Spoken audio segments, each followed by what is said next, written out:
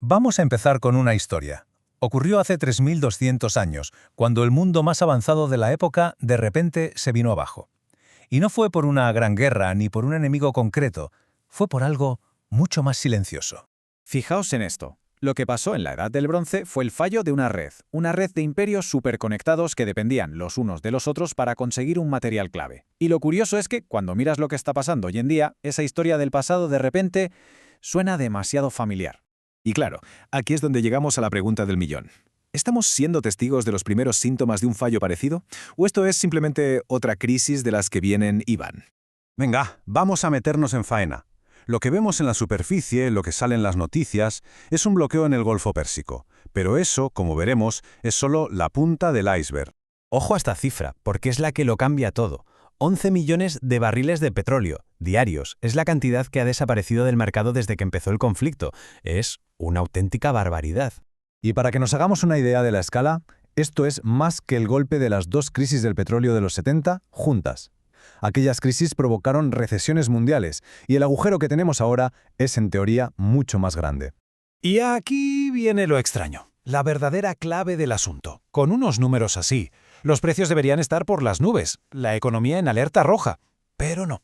Los mercados parece que están tranquilos, como si esperaran que todo se solucione mañana. Y esa apuesta, esa tranquilidad, podría ser el error más caro del siglo. Para entender el porqué de esta calma aparente, tenemos que cambiar el chip. Hay que olvidarse de la idea de que la economía mundial funciona como una fábrica, como una cadena de montaje. Ya no es así.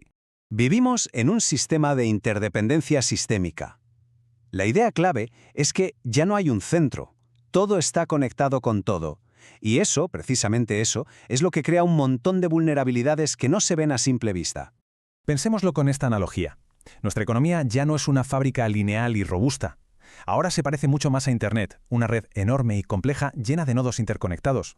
Y cuando en una red como esta empiezan a fallar puntos clave, el resultado no es un apagón total, sino algo peor, de hecho, una degradación lenta y progresiva. Y aquí viene lo importante. Esos nodos ya están fallando. Esto no es una teoría para el futuro, está ocurriendo ahora. Y los efectos se están extendiendo en cadena, como un virus, a través de conexiones que ni siquiera sabíamos que existían.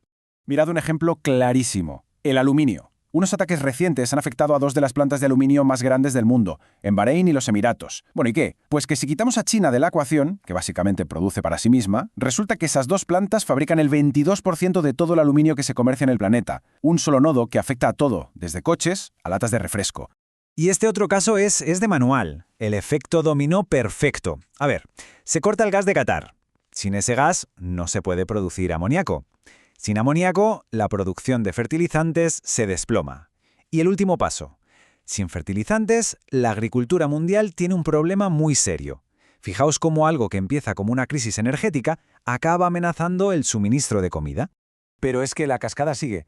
¿Qué falta azufre? Pues tenemos un problema para refinar los metales de las baterías. ¿Qué falta helio? Pues la fabricación de chips para móviles y ordenadores se interrumpe. Y el punto final, que es quizá el más grave, los daños en infraestructuras como las plantas de gas no se arreglan en un par de semanas. Para reparar una de estas plantas por completo, hablamos de más de 5 años.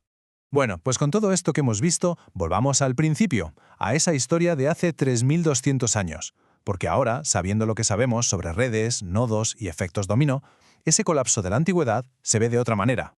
Aquel mundo era, a su manera, global. Todo dependía de un material, el estaño, que era como su petróleo. Venía de muy pocos sitios y necesitaba rutas comerciales estables. En el momento en que esas rutas, esos nodos empezaron a fallar, por sequías, guerras, lo que fuera, el sistema entero se desmoronó como un castillo de naipes. El paralelismo es que es brutal. Un sistema interconectado, un nodo crítico que se cae, un material indispensable y un resultado que en nuestro caso aún está por ver. Ellos nunca se imaginaron que su suministro de estaño podía fallar, igual que nosotros dábamos por hecho que el estrecho de Hormuz estaría siempre abierto. Entonces, si juntamos todas las piezas del puzzle, ¿cuál es el diagnóstico final? Pues que no estamos ante un colapso de película, de esos repentinos y espectaculares. La realidad es mucho más sutil. Y no es una opinión cualquiera. Esto lo advierten las propias voces de la industria. El daño estructural que se está haciendo en las arterias de la economía global puede no tener vuelta atrás. No es un golpe del que el sistema se recupera sin más. Es algo diferente. Y esta es la idea clave de todo este análisis. El sistema no se va a apagar de golpe, simplemente cada día que pasa funciona un poquito peor que el anterior. Se está degradando. Es como una red que va perdiendo nodos. Sigue operativa, pero con más fallos, más lenta, con partes que de repente dejan de funcionar. Al final, tanto la lección de la historia como el análisis de los datos apuntan en la misma dirección. No se trata de un colapso repentino, sino de una degradación lenta, profunda y muy difícil de revertir. Así que la verdadera pregunta no es si el sistema se va a romper. La pregunta es, en un mundo que se degrada lentamente, ¿qué se puede hacer?